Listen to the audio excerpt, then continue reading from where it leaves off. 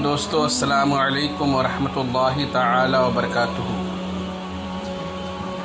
توبہ کی علامت، توبہ کا طریقہ اور توبہ کے فائدے بیان کرنا ہے، اسے بغور سے بات فرمائیں۔ قرآن پاک بار بار انسانوں کو آواز دے رہا ہے کہ اے گنہگار بندو، اپنے رب کی طرف پلٹ جاؤ۔ اگر تم کامیاب ہونا چاہتے ہو تو گناہوں سے رجوع کر لو، گویا گناہوں سے پلٹ کر کے کامیابی حاصل کی جا سکتی ہے۔ قرآن سورہ نور میں ارشاد فرماتا ہے، اللہ کی طرف توبہ کرو اے مسلمانوں، سب کے سب اس امید پر کہ تم فلاح پاؤ۔ توبہ مومن کے لیے رب کی جانب سے عطا کردہ ایک ایسا بڑا تحفہ ہے جس کے ذریعے وہ اپنے کیے ہوئے گناہوں سے ایسا پاک ہو جاتا ہے گویا اس کے ذمہ کوئی گناہ نہ ہو۔ اور حدیث شریف میں اسی جانب اشارہ ہے۔ حضرت انس بن مالک رضی اللہ تعالی عنہ سے روایت ہے کہ نبی کریم صلی اللہ علیہ وسلم نے فرمایا، گناہوں سے توبہ کرنے والا اس شخص کی طرح ہے جس کے ذمہ کوئی گناہ نہ ہو، اور جب اللہ تعالیٰ کسی سے محبت فرماتا ہے تو گناہ اسے کوئی نقصان نہیں پہنچاتا۔ حدیث میں اس جانب بھی اشارہ ہے کہ بندے کے صرف گناہ نہیں معاف ہوتے، بلکہ رب تبارک و تعالیٰ جس بندے کو پسند فرماتا ہے گناہ اسے ضرر نہیں دیتا۔ پھر سرکار دو جہاں صلی اللہ علیہ وسلم نے یہ آیت کریمہ تلاوت فرمائی، ان اللہ یحب التوابین ویحب المتطہرین، بے شک اللہ تعالیٰ بہت پسند کرتا ہے توبہ کرنے والوں کو اور پسند کرتا ہے ستھروں کو۔ اور یہ بھی معلوم ہوا کہ رب تبارک و تعالیٰ توبہ کرنے والوں کو پسند فرماتا ہے اور ستھرے کو پسند فرماتا ہے۔ عرض کیا گیا، یا رسول اللہ صلی اللہ علیہ وسلم، توبہ کی علامت کیا ہے؟ آپ صلی اللہ علیہ وسلم نے ارشاد فرمایا، الندامت، ندامت۔ محسن کائنات صلی اللہ علیہ وسلم نے توبہ کی نشانی بھی بتا دی، ندامت۔ حضرت انس بن مالک رضی اللہ تعالی عنہ سے مروی ہے کہ نبی کریم صلی اللہ علیہ وسلم نے ارشاد فرمایا، اللہ تبارک و تعالیٰ کو توبہ کرنے والے نوجوان سے زیادہ کوئی شخص پسند نہیں۔ حدیث سے واضح ہوا کہ نوجوان توبہ کرنے والے رب تبارک و تعالیٰ کو زیادہ پسند ہے۔ اہل سنت کے ارباب اصول توبہ کے درست ہونے کے 3 شرائط بیان کرتے ہیں۔ نمبر 1، شریعت کے خلاف کیے گئے اعمال پر ندامت۔ نمبر 2، لغزش کو فی الفور ترک کر دینا۔ نمبر 3، اس بات کا پختہ ارادہ کرنا کہ آئندہ اس کی طرف نہیں لوٹے گا۔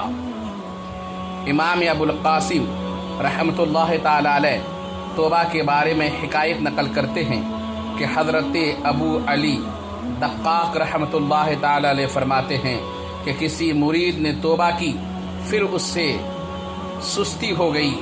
ایک دن وہ سوچ رہا تھا کہ اگر وہ دوبارہ توبہ کرے تو اس کا کیا ہوگا، تو غیبی آواز دینے والے نے آواز دی، اے فلاں، تم نے ہماری اطاعت کی تو ہم نے قبول کی، پھر تم نے چھوڑ دی تو ہم نے تمہیں مہلت دی، اور اگر دوبارہ ہماری طرف آؤ گے تو ہم تمہیں قبول کریں گے۔ چنانچہ وہ نوجوان اپنے ارادے کی طرف لوٹ گیا اور اس پر قائم رہا۔ انسان جب سچے دل سے اپنے گناہوں سے نادم ہوتا ہے، شرمندہ ہوتا ہے، اور اس کے دل میں خیال آتا ہے کہ اب میں توبہ کروں، تو چاہیے کہ وہ اپنے رب کی بارگاہ میں رجوع لائے اور اپنے گناہوں سے رو رو کر دعا کرے کہ باری تعالیٰ، میں بڑا گنہگار ہوں، میرے گناہوں کی مغفرت اور بخشش فرما دے، تو یقیناً رب کی رحمت بڑی اکمل و اتم ہے، وہ ضرور اپنے بندے کی پکار سنے گا اور اس کی توبہ قبول فرمائے گا اور اس کے گناہ معاف فرما دے گا۔ یہ بھی یاد رہے، جب بندہ گناہوں سے سچی توبہ کر لیتا ہے تو یقیناً اس کی ندامت سچی ہوتی ہے، اور پھر وہ گناہوں سے بچنے کی کوشش کرتا ہے، وہ اپنے برے ساتھیوں سے بھی دور رہنے کی کوشش کرتا ہے۔ اس نے جتنے برے اعمال کیے ہوتے ہیں اس کی طرف لوٹ کر جانے کی کوشش نہیں کرتا ہے۔ ہمیں چاہیے کہ ہم رب کی بارگاہ میں سچے دل سے توبہ کریں اور اپنے سابقہ گناہوں سے مغفرت اور بخشش طلب کریں۔ توبہ کرنے کے بعد گناہوں کی طرف نہ جائیں، اسی میں ہماری دنیا اور آخرت میں بھلائی ہے، اور یہی سچی توبہ کی علامت و نشانی ہے۔ عزیزان محترم، ایک واقعہ توبہ کا سماعت کریں کہ نصح ایک عورت نما آدمی تھا، باریک آواز، بغیر دہاڑی اور نازک اندام مرد۔ وہ اپنی ظاہری شکل و صورت سے فائدہ اٹھاتے ہوئے زنانہ حمام میں عورتوں کا مساج کرتا اور میل اتارتا تھا۔ کوئی بھی اس کی حقیقت نہیں جانتا تھا، سبھی اسے عورت سمجھتے تھے۔ یہ طریقہ اس کے لیے ذریعہ معاش بھی تھا اور عورتوں کے جسم سے لذت بھی لیتا تھا۔ کئی بار ضمیر کے ملامت کرنے پر اس نے اس کام سے توبہ بھی کر لی، لیکن ہمیشہ توبہ توڑتا رہا۔ ایک دن بادشاہ کی بیٹی حمام گئی۔ حمام اور مساج کرنے کے بعد پتہ چلا کہ اس کا گرا بہا گوہر موتی یا ہیرا کھو گیا ہے۔ بادشاہ کی بیٹی نے حکم دیا کہ سب کی تلاشی لی جائے۔ سب کی تلاشی لی گئی، ہیرا نہیں ملا۔ نصح رسوائی کے ڈر سے ایک جگہ چھپ گیا۔ جب اس نے دیکھا کہ شہزادی کی کنیزیں اسے ڈھونڈ رہی ہیں تو سچے دل سے خدا کو پکارا اور خدا کی بارگاہ میں دل سے توبہ کی اور وعدہ کیا کہ آئندہ کبھی بھی یہ کام نہیں کروں گا، میری لاج رکھ لے مولا۔ دعا مانگ ہی رہا تھا کہ اچانک باہر سے آواز سنائی دی کہ نصح کو چھوڑ دو، ہیرا مل گیا ہے۔ نصح نم آنکھوں سے شہزادی سے رخصت لے کر گھر آ گیا۔ نصح نے قدرت کا کرشمہ دیکھ لیا تھا اور ہمیشہ ہمیشہ کے لیے اس کام سے توبہ کر لی۔ کئی دنوں سے حمام نہ جانے پر ایک دن شہزادی نے بلاوا بھیجا کہ حمام آ کر میرا مساج کرے، لیکن نصح نے بہانہ بنایا کہ میرے ہاتھ میں درد ہے، میں مساج نہیں کر سکتا ہوں۔ نصح نے دیکھا کہ اس شہر میں رہنا اس کے لیے مناسب نہیں ہے، سبھی عورتیں اس کو چاہتی ہیں اور اس کے ہاتھ سے مساج لینا پسند کرتی ہیں۔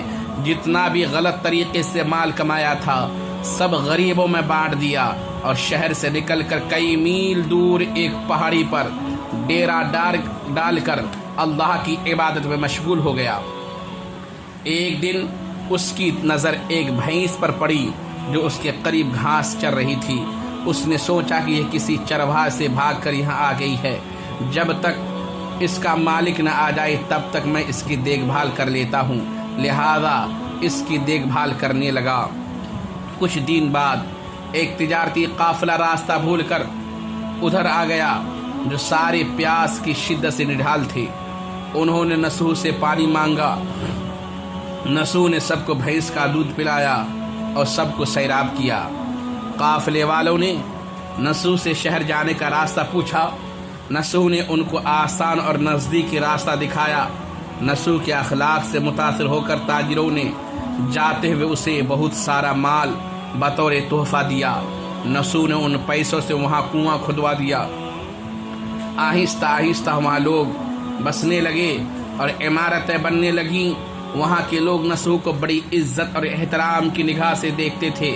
رفتہ رفتہ نصح کی نیکی کے چرچے بادشاہ تک جا پہنچے۔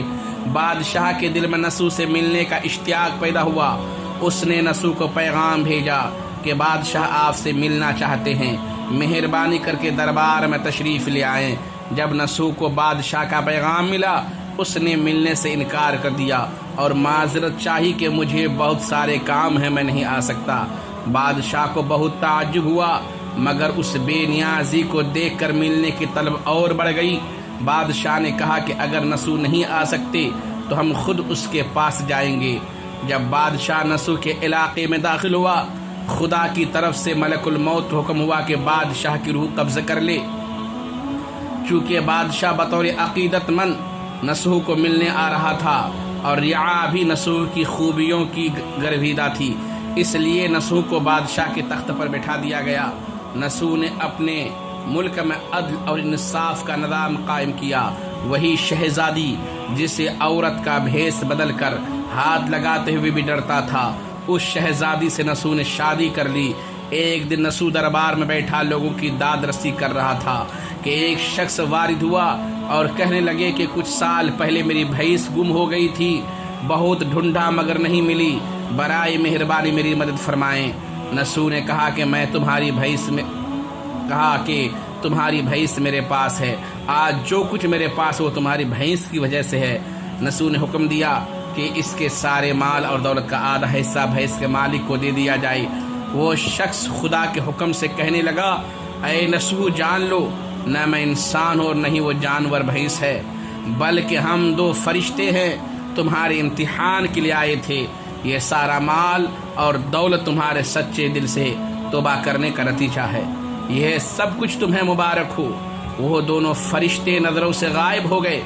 اسی وجہ سے سچے دل سے توبہ کرنے کو توبۃ النصوح کہتے ہیں۔ تاریخ کے کتب میں نصوح کو بنی اسرائیل کے ایک بڑے عابد کی حیثیت سے لکھا گیا ہے۔ عزیزان محترم، نصوح رزق کمانے کے لیے اللہ کا ناپسندیدہ کام کیا کرتا تھا۔ جب وہ کام اللہ کے ڈر کی وجہ سے چھوڑا تو اللہ نے رزق کے اسباب پیدا کیے اور بادشاہت تک عطا کر دی۔ حرام طریقے سے لذت حاصل کرنا چھوڑا تو اللہ نے نکاح میں شہزادی دے دی۔ اللہ تعالی سب کو توبہ کرنے اور تا دم مرگ اس توبہ پر قائم رہنے کی توفیق عطا فرمائے۔ السلام